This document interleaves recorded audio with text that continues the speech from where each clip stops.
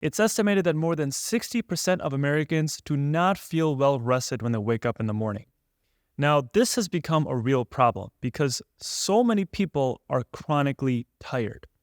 And this may seem normal, but I can tell you that it's definitely not normal. And a big part of this problem lies in the way that we sleep. So, if you want to optimize your sleep, there are 3 things that you need to focus on. So, the biggest things when it comes to sleeping good is 1, controlling your circadian rhythm. Number 2 is getting deep sleep and deep quality sleep. And number 3 is getting enough sleep duration. So, you may have to increase your sleep quantity. So, when it comes down to your circadian rhythm, this is basically the different cycles that go on in your body. So all mammals, not just humans, all mammals live on a 24-hour cycle. And this is controlled by the SCN, or the suprachiasmatic nucleus, which lies in the hypothalamus in your brain. Basically, it's a very tiny structure, and it controls a lot of important things. So we've heard that this controls our sleep-wake cycle. Pretty much anyone that's taken a psychology or biology class has probably heard that. You may not remember it, but it was definitely discussed. But this really controls almost every single process in our body. And this includes our body temperature, our metabolism, our heart rate, our blood pressure. Pretty much every single process in our body runs on these 24-hour cycles. And all of these daily rhythms in our body are controlled by the central pacemaker in the suprachiasmatic nucleus, or the SCN. So the SCN consists of 2 small clusters of 100,000 neurons. So each of these neurons in these clusters has an autonomous molecular oscillator. So basically, each neuron in this SCN has its own internal clock. And what we found out recently is every cell in our body, almost all 35 trillion of the cells in our body, function the same way. And all of these cells in our body have their own internal clock as well. Now, the difference between the SCN and the rest of our body is the SCN will sort of communicate with the rest of our body. It's basically a conductor that conducts the rest of our cells. And it will do this based on its exposure to light. So light is one of the biggest things that controls our sleep-wake cycle and all of the other cycles in our body. And this SCN will adjust its activity and therefore adjust the rest of the cell's activity in our body based on our exposure to light. So we can use this knowledge to come up with some tools that will help us fall asleep. But it's really important to understand the science behind it, because once you understand it, you'll understand why you're doing the certain things that you're doing. So when our eyes are exposed to light, it will hit our retina. And from there, it will travel as photons, and it'll make its way to our SCN. Now, our SCN does get information from non-light sources as well, but the main one here is light. Now, light has 2 main effects on our internal clock. The one thing is it suppresses melatonin, which is our sleep hormone. And the second thing is it can shift our circadian rhythm. So our melatonin is this hormone that's secreted from the pineal gland. So it's both made and released from the pineal gland. And this is released more throughout the day, and the more melatonin we get, the more tired we get. And this is what helps us fall asleep. So if there's something that's suppressing melatonin, like light, it's going to be harder to fall asleep. We're going to get more into this in a little bit. Now, the second thing that light does is it can shift our circadian rhythm. So in a nutshell, if you get light exposure in the morning, this can advance your clock. So this can make it so that you want to fall asleep earlier. And if you get light exposure at nighttime, this can delay your clock. And this can make it so you want to fall asleep later. So in a nutshell, we want light exposure during the daytime, but we don't want light exposure at nighttime. Sounds simple enough, right? But getting natural light is also very important. So I'm not talking about the artificial lights that we have inside or light that we get from buildings. I'm talking about light that you get from being outside from the sun. And the reason is the intensity of our light exposure also matters. So light intensity is measured as lux. Now, the definition of 1 lux is the illumination of a 1 meter square that is 1 meter away from a single candle. So I know that's a little confusing, but basically, if you're standing a meter away from a candle, that is 1 lux of light. So during the day, our light intensity can reach about 100,000 lux, and that is from direct sunlight. So that just kind of puts into perspective one candle versus the sun. Now, if you're indoor, the light intensity is much lower. A standard office lighting will only give about 5,000 lux. So you can see the difference here, why it's so important to get the light intensity from going outside. But this also depends on your location, because some people live in these areas that they do not get as much light exposure. So for them, artificial light therapy and other things to increase their light exposure might help a lot. But for the majority of us that are able to go outside, it'd be really important during the daytime to at least go outside for about 20 minutes or so and get some sunlight into our eyes. Now, I'm not talking about looking directly into the sun. Definitely don't do that. But at least being outside, those sunlight rays will enter our retina. Now, we have plenty of evidence that says that when you're exposed to light during the daytime, that this will not only improve your sleep quality, but also affect your sleep duration and even make you want to sleep sooner. We also have evidence that when you're exposed to light later in the day or closer to when you're supposed to fall asleep, that you will sleep worse. So you will have more awakenings at nighttime, or it'll be harder for you to fall asleep and stay asleep all night long. And you'll also have less slow wave sleep. So slow wave sleep is part of your deep sleep. Now, our deep sleep is so important, but so many people lack getting their deep sleep. They may sleep a full 8 hours, but they may lack a lot of their deep sleep that they're supposed to get. And this is our regenerative sleep. This is our sleep that's supposed to help heal our body and heal our brain. And if we're not getting enough of this, we're still going to be chronically tired. So getting enough slow wave sleep and getting enough deep sleep is very important. Now, one of the things that's changed in the last century is our exposure to artificial light. Humans are exposed to way more artificial light now than they ever were before. Now, you can start to see the problem here, right? Because a lot of this artificial light happens in the evening time. And this is when we are most sensitive to phase delays or delays in our circadian rhythm. So artificial lights can delay our sleep and delay our internal clock. So if you have to wake up early the next morning, this can be a real problem. For example, if you're looking at your phone or watching some TV and now you have trouble falling asleep, now you're looking at another hour or two that you're losing out in sleep. Now, there was a study, and it was looking at people who either read an e-reader, or basically a tablet, before they go to sleep, or people who read a physical book. Now, they were reading for 4 hours. So I know that's kind of a long time, but let's see what the results were. So what they found is people who read the e-reader, compared to the physical book people, they took longer to fall asleep. They also had less sleepiness at nighttime, so that could be part of the reason they were taking longer to fall asleep. They just weren't tired. They also had a delayed biological clock, and they had less melatonin secretion. And when they woke up the next day, they were less alert. Now, you can see why this is a real problem in our culture, right? Because we are so screen-oriented now. We basically have to look at screens all the time. Then the same study was saying that 90% of Americans look at electronic devices right before bedtime. Now, you might be thinking like, oh, they were looking at it for 4 hours. I don't look at the screen that long. But how long do you really look at screens throughout the day? How long do you think you're not looking at screens? Because most people will be looking at their desktop or their computer, or they'll be watching some TV before they go to sleep, and then they'll be scrolling on their phone. No matter what, they're still looking at screens, and it can quickly add up to 4 hours. But the good thing is there may be a way to fight this. So even though you're looking at screens before you go to sleep, there may be a way to prevent your melatonin from going down. And it's not taking melatonin pills. So getting daytime light may actually prevent your melatonin suppression at nighttime. So there was a study, and it was looking at participants who were exposed to bright light from 2:30 p.m. all the way until 9 p.m. So that's a total of 6.5 hours being exposed to bright light. Then, again, they went either on a tablet or they read a physical book. This time they only read for 2 hours. And what they found is the group with the tablet did not have suppressed melatonin. And also they did not have their sleep get affected. So one thing to note is the tablet time was shorter here. It was only 2 hours.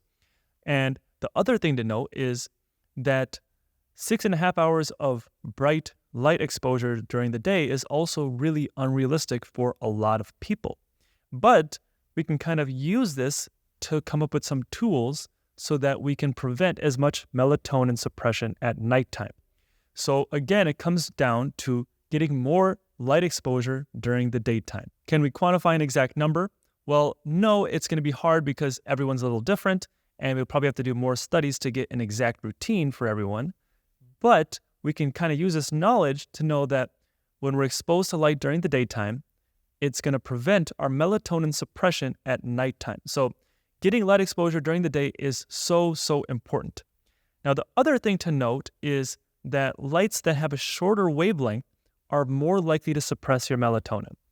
So these are your blue lights. So if we're exposed to more blue lights right before we're supposed to go to sleep, this is going to further suppress our melatonin and delay our sleep.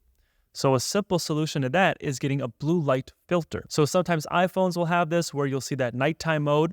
That's basically just to reduce your blue light exposure. So if you can get this on pretty much every single screen before you're going to bed, then this can really help prevent your melatonin from going down and help you go to sleep earlier. Another thing that really can affect our circadian rhythm is our food intake. So our meal timing specifically might play a big part in our circadian rhythm. I don't think it plays as big of a part nearly as our light exposure, but it definitely still plays a part. So there was a study, and it was looking at 10 healthy people, and they were eating breakfast, lunch, and dinner, all in 5-hour intervals. So they either began eating right after they woke up, or they waited to eat 5 hours after waking up. So the group started by eating early meals, and then after 6 days, they switched to eating later meals. So what they found is people's sleep didn't get affected, which I found kind of surprising, but the other markers of health did get affected. So one thing in particular that changed is their glucose concentration. So you might be wondering, how is that getting affected? Well, if you go back to what I said earlier, everything in our body works on cycles.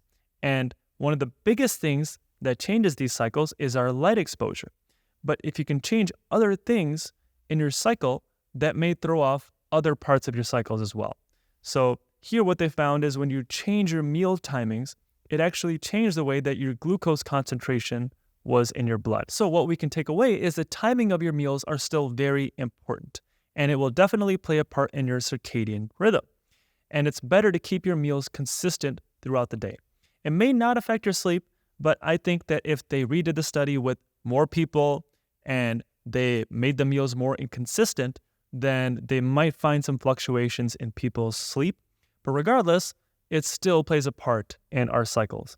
So some tips on eating before bed. It's best to avoid eating 2 to 3 hours before you go to bed, because once you eat, your body undergoes digestion, and it's harder to sleep when your body is digesting food. And there are studies that show you just don't get as much deep sleep or that important regenerative sleep when you are digesting your food. Also, after you eat and your body's doing digesting, it'll increase your breathing rate. And we're going to talk about this more later, but if you have an increased breathing rate, it's going to be harder for you to get that quality sleep. And also, when it comes to water, you want to avoid drinking liquids 1 hour before you go to bed. This was a really hard one for me because right before I go to bed, I had this horrible habit of chugging a bunch of water, and then I'd have to wake up in the middle of the night and go pee. But obviously that will not be good for your sleep because you want to sleep a full night and you don't want to disrupt your sleep cycle. So avoiding water an hour before you go to bed can definitely help a lot so you're not waking up in the middle of the night. Now, I'm going to talk a little bit about alcohol and coffee. Alcohol, I'm not going to dive too deep into because everyone knows that alcohol is terrible for you. It's a poison that you're putting in your body. And obviously, if you drink alcohol, it's going to affect pretty much every single part of your body, including your sleep, which is pretty obvious, right? So just touch up on it. If you drink alcohol, especially right before bedtime, it's going to help you fall asleep quicker, but that's about it. It's going to ruin every single other aspect of your sleep. You're going to get less sleep quality, you're going to get less deep sleep, and you're going to wake up feeling crappy. And if you get into a cycle of this where you're drinking alcohol right before you go to sleep, this can be a huge reason why you are chronically tired. So getting that out of your system will go a long way. Now, coffee, it's very popular in our culture. I don't know many people that don't drink coffee. I'm one of them that I don't find the need to drink coffee, but I don't judge if you do. But the thing to understand with coffee is that it has an extremely high half-life. It takes 5 hours for half of that coffee to get out of your system. So what does that mean?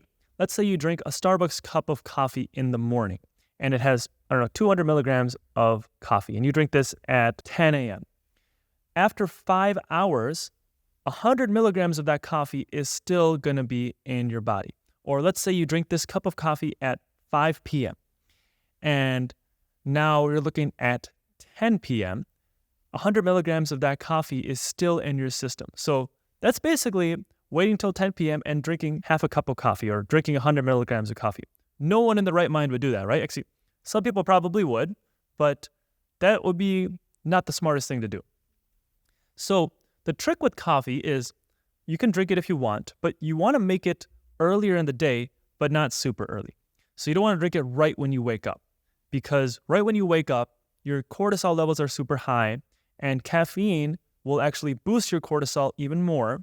And this can make you really stressed out and make you really anxious. It will enact your fight or flight response or your sympathetic nervous system. And I would just recommend waiting about 90 minutes after you wake up to drink your coffee.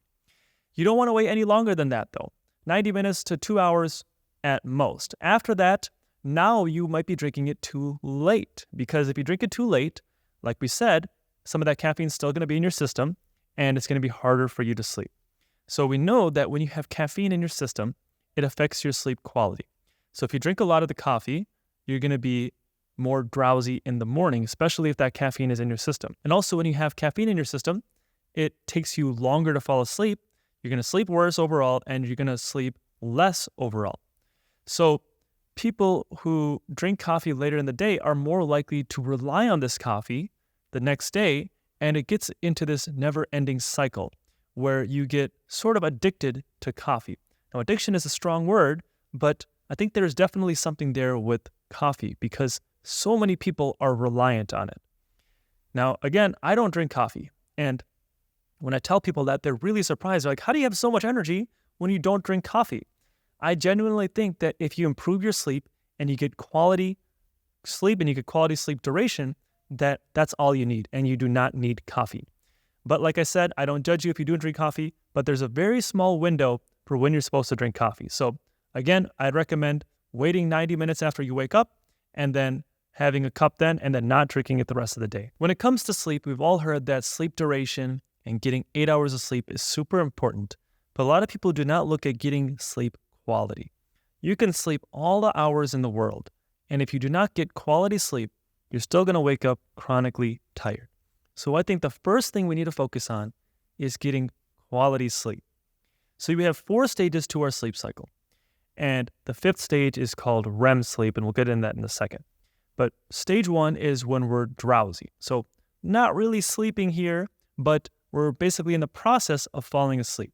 Goes all the way until stage 4, which is our last stage of non-REM sleep. And this is our slow wave sleep. And this is part of our very deep sleep, which is the most important part of our sleep that a lot of people are lacking.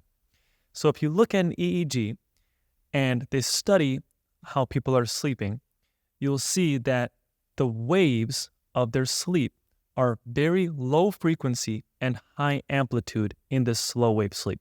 That's how it got the name. It's basically these giant tsunamis that are coming one at a time. And the other stages are basically the exact opposite. Now, if you look at REM sleep, this is the most different out of all of them. But if you look at REM sleep on an EEG, this is really similar to you being awake. So if you were just looking at an EEG and you looked at one was REM sleep and one was someone being awake, and you're just basing it off that, it'd be hard for you to tell which one is someone being awake or someone being in REM sleep. Now, our REM sleep is very interesting because this is where our dreaming will occur. And it got the name from rapid eye movement because when they were studying people in their sleep, they saw that people's eyes were darting back and forth over and over. It's kind of like they're watching a very fast television show. And that's how it got the name REM sleep or rapid eye movement. So when I talk about deep sleep, I'm referring to the last 2 stages, your slow wave sleep and your REM sleep, because these are the restorative and the healing stages of our sleep. And these are the 2 that I want so many people to improve on getting because so many people are lacking. So these are the 2 stages I'm going to focus on. One of the best ways to improve deep sleep is by adjusting your breathing. Our goal is to take silent and slow breaths through your nose all night long. So I want you to check your breathing right now. See how you're breathing. Are you able to breathe through your nose in a silent and calm way? If you're not, then there's a little issue, and I'm not going to get into too much on adjusting your breathing. That's in a separate video I'm going to talk about. I'm going to put a link to that video in the description below. The way you breathe is one of, if not the biggest, impacts on your sleep. One thing that's happened to westernized people specifically is we have become over breathers. We're breathing too much. And this is something that we see all the time, especially in dentistry. We actually do an airway exam every single time we see patients. Now, it's not like a major thing. This is just a subtle thing that we do as we're doing all the other things that we're doing. So it starts as people are sitting right in that waiting room, and we see how they get up and they walk to the chair. And one of the first things we check for is if they switch to mouth breathing. Now, not every dentist does this. I personally do. There's a lot out there that do, but some of them don't. Just so if you see your dentist and they don't talk about this, then don't make it a big deal. But if their mouth's open, they start mouth breathing right away, that's a bad sign. It's a sign that they've become a mouth breather and they are over breathing. So if you are a mouth breather, and you may also find the need to take big breaths to catch your air because you feel like you just don't have enough air, those are all bad signs. Those are signs that you are an over breather. Now, our breathing has changed a lot in the last few centuries. And again, I'm not going to get too into this in this podcast. I'm going to talk more about this in a different one, I promise. But our breathing has changed a lot in the last few centuries, and specifically in the last century. And part of that has to do with us eating more processed foods and all these fast foods being so readily available, and our chronic stress, which has gone up, and also our lifestyles. We're just a lot more sedentary now. If you look at the history of our hunter-gatherers, they were always exercising, always foraging for food. But now our lifestyles have gotten a lot more relaxed. And all these things have contributed to this change in our breathing. You might not think it's a big deal. Like, what's the big deal if we're breathing differently now than we did before? Because air is still coming in and out of our lungs, right? But when you realize that this change in breathing can contribute to a whole list of diseases, including sleep apnea, insomnia, ADHD, high blood pressure, heart disease, the list goes on. Then you start to wonder, first of all, how that can even happen, and also, how can we fix this? So right now, it's estimated that about 30 million Americans have sleep apnea. Now, this is people who are actually diagnosed with sleep apnea. But it's also estimated that about 80% of the people who have sleep apnea have not gotten tested and are still undiagnosed. So what exactly happens in sleep apnea? I mean, we know that you get these sleep disturbances where you wake up in the middle of the night and you stop breathing. And a lot of people who have sleep apnea are chronically tired because they're not sleeping well. So the apnea-hypopnea index is basically something that measures your sleep apnea severity. And this was developed by the American Academy of Sleep Medicine. So it's a combined average of the number of apneas or hypopneas per hour of sleep. So an apnea is where you are basically forced to stop breathing, and a hypopnea is where your body oxygen level has dropped. So your oxygen saturation goes down because when you're holding your breath, you don't get new oxygen, and your oxygen saturation goes down. So a mild event of sleep apnea, or a mild rating of sleep apnea, is when you have 5 to 15 events of these per every hour. A moderate rating of sleep apnea is when you have 15 to 30 events per hour, and severe sleep apnea is when you have more than 30 of these events every single hour. So that just kind of puts it into scale. So if you ever hear me talk about AHI or the number of events you had when you're sleeping, this is what I'm referring to. So when I refer to something over 30, that means you have very severe sleep apnea. But if I say you only had 2 events, that means you don't even have sleep apnea. Now, the goal would be obviously to have 0 events, but we're going to get into this in just a second. So another thing I want to talk about is the skulls of our ancestors versus our skulls now.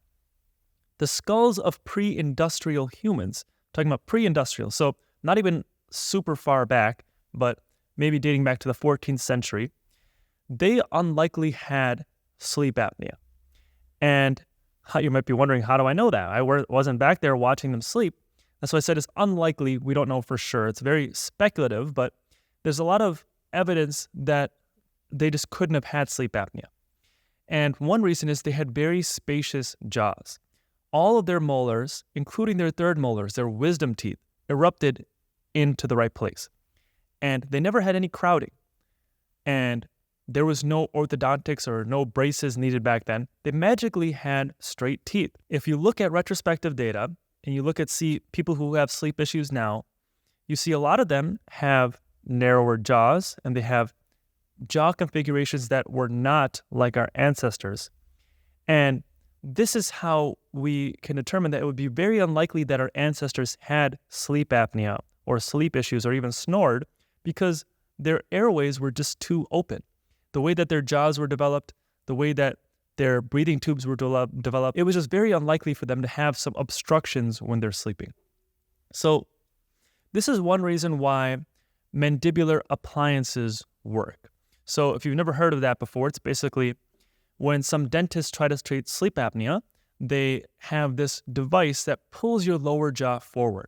And there's a bunch of different versions of this, but in a nutshell, all it's doing is pulling your jaw forward and preventing it from going back and constricting your airway. So this is one of the reasons why those work so well. Now, there's obviously some issues that come with that because it can throw off your bite.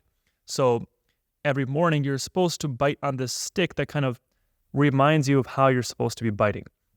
But that's an alternative to a CPAP, and it works for a lot of people. I don't want to get into too much on our breathing and how it affects our facial structure. Most of the time, this happens as our jaws are developing, so when we're a kid. And for a lot of you watching, it would be really hard for you to change your facial structure. Obviously we can get surgery done.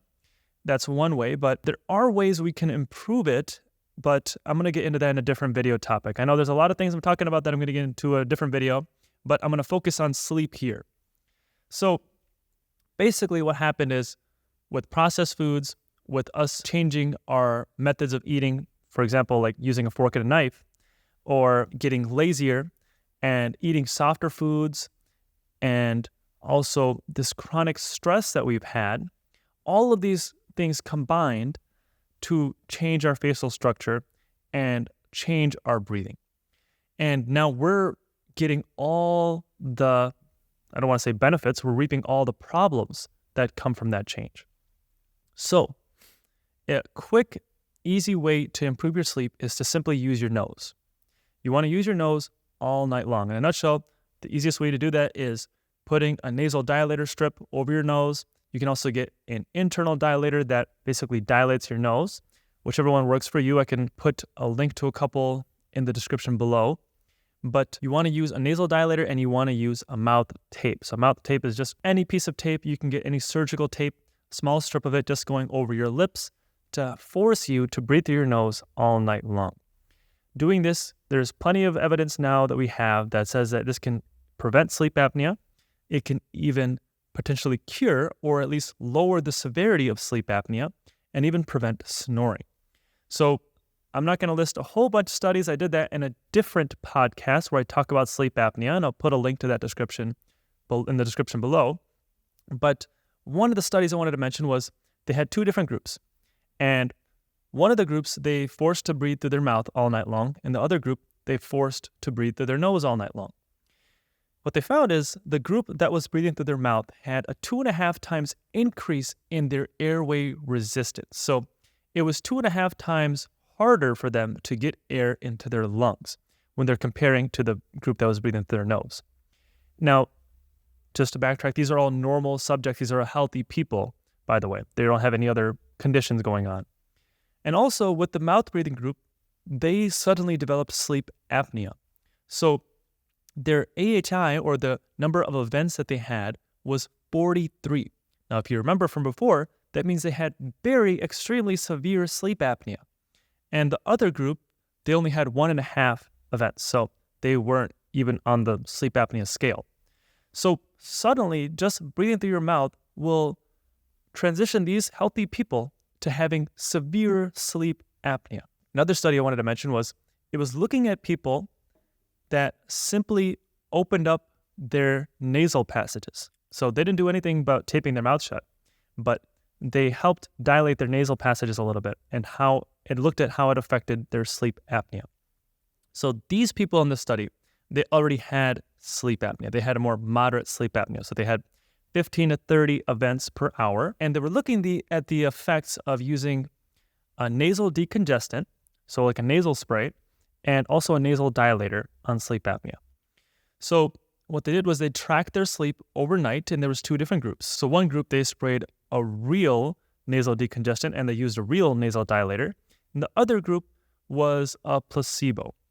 So they had like a fake nasal strip where it didn't really do anything, and they sprayed a placebo up their nose. So I'm not sure what they sprayed exactly. I can look back into the study. I'll link it below, but that's basically the gist of it. And what they found is the group that was the placebo, they were breathing through their mouth 39% of the time at nighttime.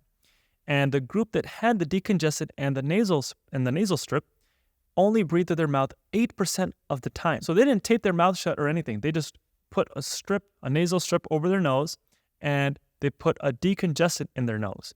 Simply doing that lowered their amount of times that they were breathing through their mouth, and it also lowered their sleep apnea. So the group that had the decongestant and the nasal dilator strip, their apnea levels went down 12 events per hour. So basically, these people went from having moderate sleep apnea to being either potentially cured of sleep apnea or went down to a mild level of sleep apnea by simply putting a nasal dilator on their nose and spraying a nasal decongestant. There was no CPAP involved, no surgery involved, no mandibular advancement device involved, simply a piece of plastic that goes over the nose and a nasal decongestant. So what the studies are showing is that when you relieve your nasal breathing and you make it easier to breathe through your nose, it can clearly lower sleep apnea in some people. So when you combine using a mouth tape and a nasal dilator, you can get both of these benefits. And it's a very easy, simple trick. And this will also help dilate your nasal passages, because you might be thinking, hey, look, I hear what you're saying about breathing through your nose, but I simply can't do it. My nose is always blocked. I have these allergies. I have a deviated septum.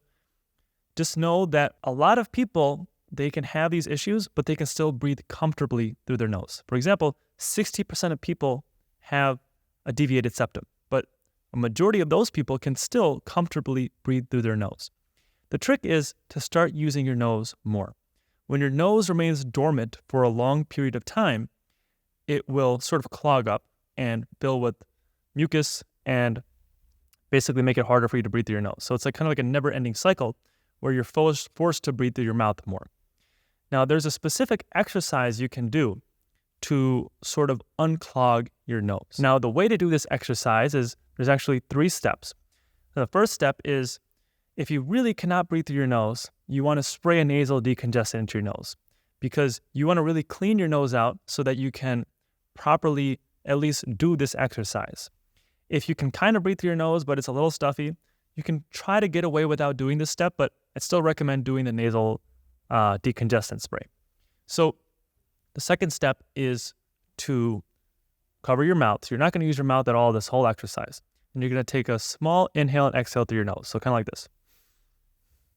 And then you're going to hold your nose shut, and you're going to hold your breath, and you're going to walk as many paces as you can until you have a medium to strong urge to breathe. So again, it's going to look like this. And then I'm going to start walking until I have a very strong urge to breathe, but not until I am dying to breathe. So if after you're done, you feel like you're panting for air and you have to open your mouth to catch your breath, you did it way too long. You want to basically be able to recover your breathing in 1 to 2 breaths through your nose, and then you want to wait a minute and repeat it. So you're going to do this exercise for 6 times, and you're going to wait a minute in between every single time, and you want to recover by only using your nose. So another way to do this, if you don't want to walk around in public or you're in a really confined space, is you can do the same thing. You can take a small breath in and out through your nose, And then you can kind of bob your head back and forth. And it's going to look kind of like this. So again, you do this until you have a very strong urge to breathe, but not until you're dying to breathe. And you will recover by breathing through your nose for 1 minute. And again, you're going to do this a total of 6 times. If you do this exercise, your nose should be pretty open. And there's a reason why this will sort of dilate our nose and dilate our nasal passages and make it easier to breathe through our nose. And one reason is we have these receptors in our brain. Now, these receptors, one of them is responsible for tracking the volume that goes in and out of our lungs. If it senses that the volume exchange is too fast, it will actually secrete more mucus or cause more mucus to build up in your nose. The reason behind that is it's basically trying to prevent you from breathing too quickly, because when you breathe too quickly, you're expelling a lot of CO2. So you're getting rid of a lot of carbon dioxide in your body. So instead, when you do this exercise and you're holding your breath and you're only using your nose to recover, you're increasing the CO2, you're increasing the carbon dioxide levels in your body. And when your brain senses that your CO2 levels are building up, it starts to prevent your nose from building up more mucus. So it gets rid of a lot of that mucus and it starts dilating those nasal passages. Another reason that this exercise works is because of nitric oxide. So nitric oxide is a very powerful molecule. And this molecule does 2 specific things. One is it's a vasodilator, and the second thing is it's an antibacterial. So when nitric oxide is released, and it's only released when we're breathing through our nose, it can actually improve our gas exchange, and it can also dilate our blood vessels. So it basically makes it easier for oxygen to get transported from our lungs. And also it's an antibacterial, so when you start breathing through your nose regularly, you're less likely to get sick because this can help fight off a lot of infections. Now, when you are sleeping, and let's say you do this exercise and it works, the next thing you want to do is you want to tape your mouth shut before you go to sleep, because now that you can breathe through your nose, you want to make sure you do not switch to mouth breathing, because if you do switch back to mouth breathing, it's going to quickly clog your nose up again. So you want to sort of train your body to start breathing through your nose again. And when you do go to sleep, you want to sleep on either your side or your stomach. I know some people have said that it's better to sleep on your back, but when you have an issue sleeping, you don't want to sleep on your back, because one thing that can happen is your tongue can fall back with gravity, and this can sort of constrict your breathing tubes and constrict that diameter for that air to get into your lungs. And this can contribute to sleep apnea and also snoring. So you definitely don't want to do that. So it's better to sleep on your side or sleep on your stomach until you get in the habit of regularly breathing through your nose. Now, another thing you want to focus on is keeping your tongue against the roof of your mouth, because when your tongue is resting against the roof of your mouth, it's pretty much impossible for you to breathe through your mouth. Look, I can't do it. Now, not just the tip of your tongue. You want the tip of your tongue to be right behind your incisors or the front teeth, and you want the middle part of your tongue to be against the roof of your mouth. And you want to even try to get the back third of your tongue up to the roof of your mouth. This is how our ideal tongue posture should be. And if we have our posture like this, it is going to help us in a lot of different ways, but it's also going to force us to breathe through our nose, which is going to, again, make sure that we're getting quality air and getting more oxygen delivery to our cells, and this is going to help us sleep. So one of the biggest reasons that breathing through your nose is so much better for you is that it will improve your oxygen absorption. So when you breathe through your nose versus when you breathe through your mouth, you get way more oxygen delivery to all your cells, including your brain. And this is going to help make sure that you are not chronically tired. So it may sound counterintuitive to breathe through your nose and build up more CO2, but this is ultimately what's going to help you get more oxygen delivery to your cells. We can see that getting good sleep is more about your overall lifestyle than just what you're supposed to do right before you go to bed.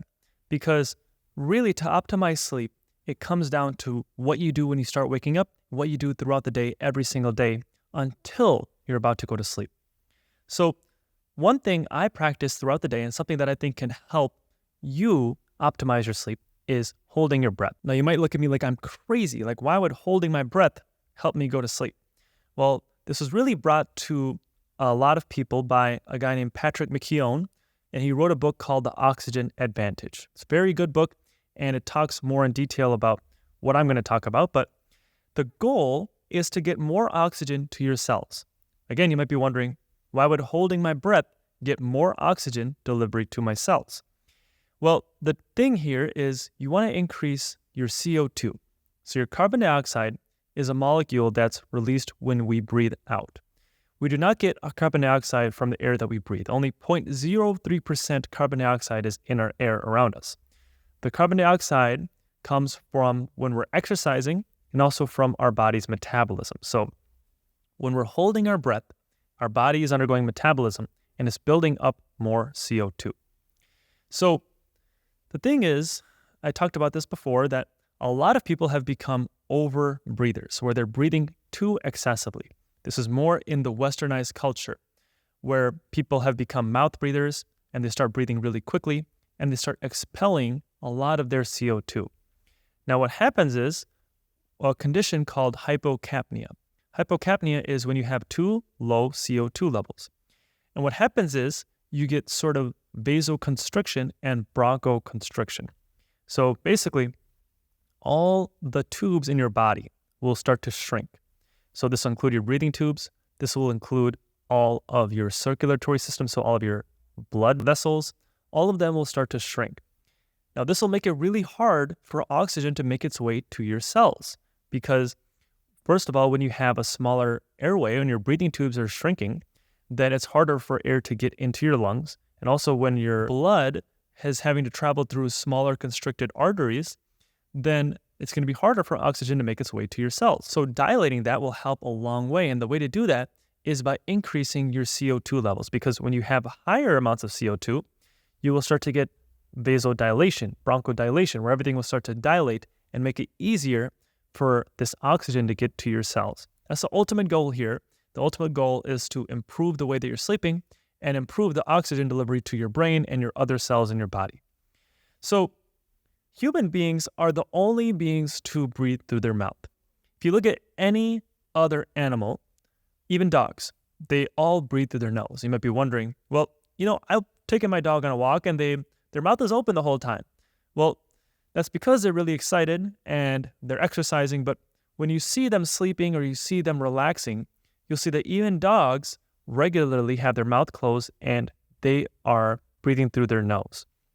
And that's actually a sign of health in animals. When we see an animal that has to drop its mouth open and start to breathe through its mouth, that's a sign that that animal is unhealthy and should definitely be taken to a vet. So for some reason, it's become normal for humans to start breathing through their mouth. And what happens is when you're breathing through your mouth, you're taking really shallow, quicker breaths. And these are these upper chest breaths where they only use the upper half of your lungs. And first of all, when you take these quicker breaths, it can put you more into a fight or flight response. It can put you more into a sympathetic mode. And this will further drive up your breathing and further make you breathe quicker. And all this is doing is expelling all the CO2 in your lungs, all the CO2 that's in your body. The goal of us exhaling is to get rid of excess CO2. Now, the key word there is excess, because when you start over breathing and breathing too excessively, you get rid of too much of the CO2. You might be looking at me like I'm crazy if I say to start holding your breath, because your oxygen saturation might go down. And if you're not getting more oxygen, then there's no oxygen to get to your cells. Well, most people, their oxygen saturation is about 95 to 99%. So unless you have some sort of lung condition like COPD, then usually your oxygen saturation will be really high. So the issue is not your oxygen saturation, because even when you take slower breaths and you start reducing your amount of breathing, your oxygen saturation will still be high. The hard part is getting that oxygen to get delivered to your cells. Because when our CO2 levels are low, then our oxygen cannot be delivered to our cells. So the way this works is, as we breathe in oxygen, and then this oxygen will attach to a molecule called hemoglobin. This hemoglobin travels in our red blood cells and will travel to all of our cells in our body to go and deliver this oxygen. But when the CO2 is not present, then this oxygen will never detach from this hemoglobin, and it will never go to our cells. So our oxygen saturation will still be high. If you look at a pulse oximeter, you'll see that, oh, my oxygen saturation is very high, I must be healthy. But that doesn't mean that that oxygen is going to your cells. So that's the issue there. And that's what we want to improve by increasing the amount of CO2. By increasing the amount of CO2 in your body, you are increasing your oxygen carrying capacity. So right off the bat, I would only recommend this if you can breathe through your nose regularly and you don't have any lung problems. So before you do any breath holding or any of these exercises I recommend, make sure you ask your doctor beforehand, let them know what you want to try doing, and they will go over any risks with you. So when do I practice breath holding and how do I practice it? So I practice it pretty much throughout the day, any chance I get. So I practice it when I am driving. I practice it when I'm doing a warm-up before I work out. I practice it before I go to sleep. All I'm doing is I'm holding my breath and I'm waiting until I get a moderate to strong urge to breathe. Now, you want to do this differently depending on your fitness status, and I can make another video or another podcast later kind of going into details on different exercises I would recommend for different people. But basically, any chance I get and I'm not having to talk to people, I'm practicing holding my breath. Not all day long, but as much as I can. So when you hold your breath, you want to, again, create a medium to strong urge to breathe. You don't want to hold it as long as possible. If you try holding your breath and after you're done, you're gasping for air like you're about to die, well, I think that did more harm than good. You don't need to do all that to get the benefits. You want to be able to recover with basically non-existent breathing. So this is what our breathing is supposed to look like. Our breathing is supposed to be very silent and kind of slow. And after you recover from a breath hold, you want it to be that type of recovery. You can have maybe 1 or 2 breaths that you have to recover, but then after that, it should be back to your normal, slow, almost kind of non-existent breathing. And the other thing here is you want to engage your diaphragm when you're breathing. I talked a little bit about engaging your diaphragm in some other videos, but a simple way to do that is take both your hands and put one hand over your chest and one hand right above your belly button. I'm not going to do it now because I have this microphone here and I might disrupt the audio, but as you breathe in through your nose, see if your chest is rising or your belly is rising. If your chest is rising, then you're not doing it correctly. You want to be able to breathe so that you're using your diaphragm. And when you use your diaphragm, your belly will start to rise. Now, you also don't want to over-exaggerate this. You don't want to breathe so that your belly is sticking all the way out. You just want to make it kind of subtle. And if you're feeling that you're getting a little bit of resistance with your hand that's over your belly button, that's a good sign. So that means you're breathing, that you're using your diaphragm, and that's the way that you should be breathing. Now, the cool thing about the diaphragm is that it will also increase the surface area of CO2 in our lungs. So when we engage our diaphragm, it'll spread our CO2 out across the entire surface area of our lungs and basically make our breathing more efficient. So you might be wondering, how many times do I need to practice this breath hold throughout the day? I think a good number to shoot for is 10 times. If you get 10 of these reps throughout the day, then you are improving your CO2 levels in a safe way. Now, you might be wondering, isn't this the same thing as sleep apnea? Because when we have sleep apnea, we're forced to stop breathing, and it's basically a breath hold. So couldn't this cause some damage to our bodies? Now, this is a really interesting topic because I was wondering the same thing. And we know that sleep apnea has a lot of detrimental effects. And when we're forced to stop breathing, this will create a lot of oxidative stress in our body, and this oxidative stress will contribute to a lot of chronic health problems on top of potentially dying. So there's a difference, though, with forced breath holding and intentional breath holding. Now, the difference here is we are intentionally holding our breath. And they even did studies of elite breath holders, and they actually show the exact opposite effects of the effects of sleep apnea. So people who are elite breath holders, they are able to have intense drops in their O2 saturation. They're able to have intense drops in their oxygen saturation without having any brain injury or any blackouts. So it definitely takes time and practice to get to this level, But that just goes to show that there's a difference between intentionally holding your breath and being forced to do it when you have sleep apnea. That may or may not be because when you are intentionally doing it, you are sort of temporarily lowering your oxygen saturation and you're doing it more in a safe and controlled way. But regardless, if you do it intentionally, you will actually get benefits versus when you have sleep apnea, then you're going to get all the negative effects of it. So there are also other benefits you get when you do an intentional breath hold. We talked a little bit about CO2, and as you hold your breath, your CO2 levels go up and your oxygen carrying capacity goes up. But also, you're able to produce more red blood cells when you hold your breath. Because when you hold your breath and you temporarily lower your oxygen saturation, your spleen will start contracting and your spleen will start releasing more red blood cells. So now when you start breathing normally again, now you have more red blood cells that can carry more of this oxygen. So again, like I said, you have a really high oxygen saturation for most people who breathe normally. And when you have more red blood cells, now more of this oxygen can go to your cells. Also, your kidneys will produce something called erythropoietin, or EPO. Now, this is a hormone that stimulates even more red blood cell production. So, you get way more red blood cells by simply practicing holding your breath. And these red blood cells carry that molecule called hemoglobin, which will increase your oxygen carrying capacity. And when you have more oxygen carrying capacity, more of this oxygen can work its way to your cells, and this makes it less likely that you will be chronically tired in the morning because your brain and your other organs are getting more oxygen. And this can really improve your sleep and really improve your ability to get deep sleep so that you're less tired in the morning. Now, we've seen the importance of quality sleep, but sleep duration is also equally important. You can have all the quality sleep in the world, but if you're not sleeping enough, you're not going to get the benefits. Now, the vast majority of people will need 7 to 8 hours of sleep. I know we've seen different numbers back and forth, but for the vast majority of people, that's how much sleep you're going to need. Now, some people say that, oh, I am one of the exceptions. I don't need that much sleep. I can function just fine.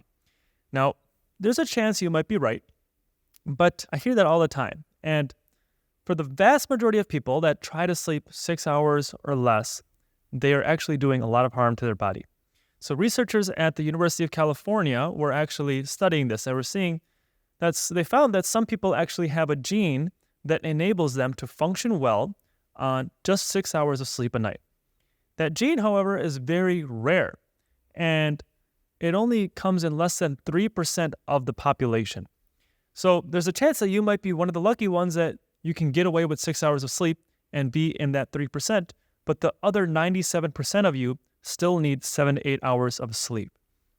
So, what can happen if you do not sleep enough and you get less than 6 hours of sleep, for example? Well, there's one study that came out pretty recently, and they were looking at people who slept less than 6 hours a night. So they were sleeping 5 hours or less per night. And the people in this group were aged 50, 60, and 70.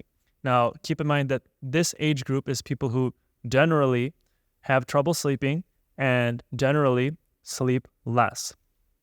They had a 30 to 40% increased risk of multi-morbidity. Multi-morbidity is when you have multiple chronic diseases. And this is compared to people who were sleeping for 7 hours a night. Also, they were more likely to get just one chronic disease. So for healthy 50-year-olds in this study, and they slept less than 6 hours, they were more than 20% likely to get just one chronic disease if they never had one. And another finding from the study, and this one might be a little scary, is people who reported 5 hours of sleep at night at age 50 were 25% more likely to have subsequently died at some point across this study. And it was a 25-year follow-up period, this study was. Now, an association of that could be the chronic diseases, right? Because if you have more chronic diseases, obviously you're going to be more likely to die. But regardless, 25% of them were more likely to die at some point. So you're also more likely to get sick if you are deprived of sleep. There were some researchers that were seeing if deprivation in sleep affects people's immune system. So they studied 23 healthy males, and they just deprived them of sleep for one night. And they deprived them between 3 a.m. and 7 a.m. So there was 4 hours where they deprived them of sleeping. And they were looking at their natural killer cells, or their NK cells. These are really important in our immune system. And what they found is in 18 of the 23 subjects, after just one night of being sleep deprived, their immune system function, or specifically their natural killer cell function, reduced to 72% of what it was in the beginning of the study. And that's after just one night of being sleep deprived. But the good news is, after one night of resumed normal sleep, that returned to baseline levels. But you can see that this is pretty alarming, because just one night can have very significant effects on your immune system. So you can imagine people who chronically do not sleep enough, that they're going to be way more likely to get sick. And this can be an explanation why not sleeping enough or not getting good quality sleep, you're more likely to get sick. So what are some ways to increase your sleep duration? Well, some simple tricks are going to be, one, setting a routine. So you want to be in bed between 30 minutes to 1 hour before it's time to go to sleep.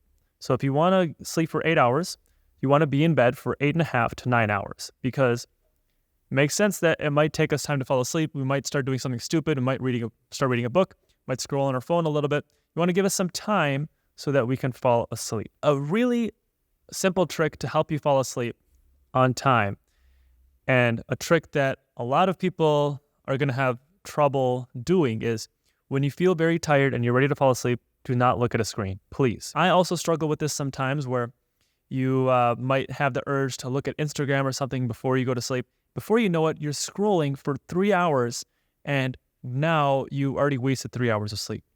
But the other thing is, when you look at this light, when you look at this blue light before you go to sleep, we talked about this before, this will suppress your melatonin, and this will also shift your internal clock.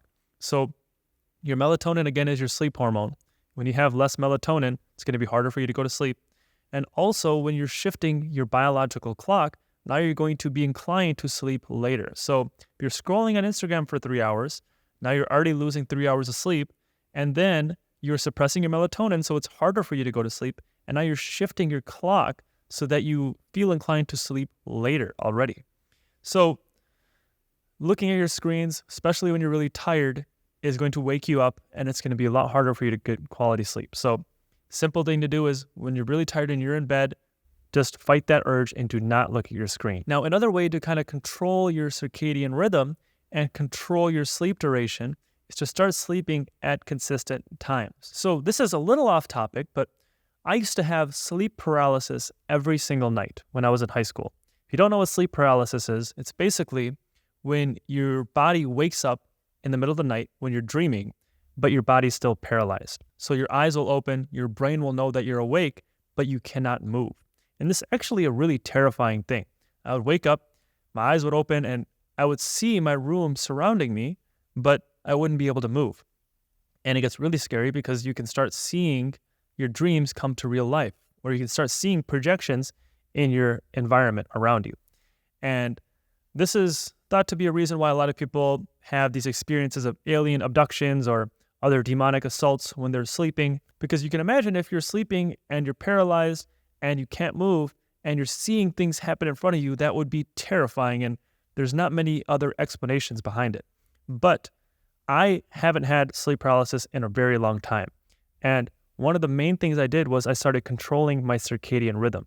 So one of the ways I started controlling my circadian rhythm was sleeping and waking up at consistent times. So I'm lucky enough where I work in a place where my hours are pretty consistent. So I wake up and I go to sleep pretty much the same time. But the hard part is on the weekends, because this is the time where you want to sleep in, and this is the time where you want to go to sleep later. And obviously there's times where I kind of break my circadian rhythm and I hang out with my friends and I go to sleep at 2 in the morning instead of going to sleep at like 10:30, which is what I normally try to do. But regardless, I control my circadian rhythm most of the time, or at least I try to. And I also try to wake up at around the same time. So obviously on the weekend, everyone wants to sleep in a little bit. So on the weekends, I might give myself like an hour to sleep in, but I try not to go more than that. And this has really helped me and really helped my sleep and helped me get enough of my sleep duration, because your body functions on these 24-hour cycles. And when you keep these 24-hour cycles consistent, then the whole physiology in your body will start to stay consistent. And this will kind of remind your body that it's time to go to sleep. And if you keep that consistent, then it's going to help you get that duration of sleep that you need.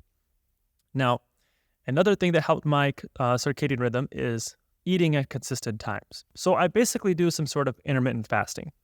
It's not intentional, it's kind of what fits best with my schedule, and it's worked with me so far.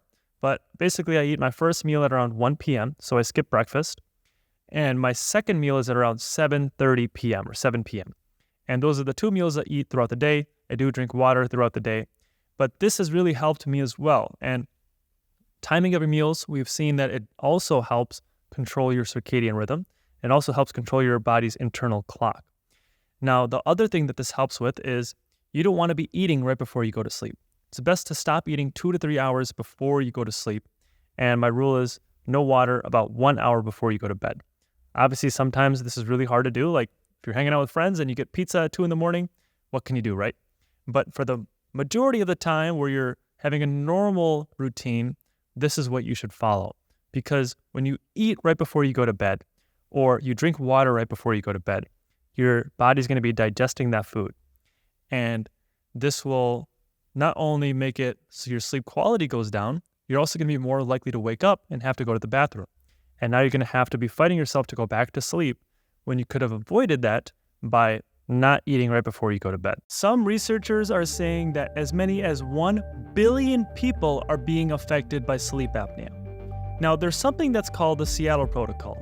And this is a method that was invented by a few different dentists. And it's a series of 6 different steps that patients can go through to resolve either their sleep apnea or their sleep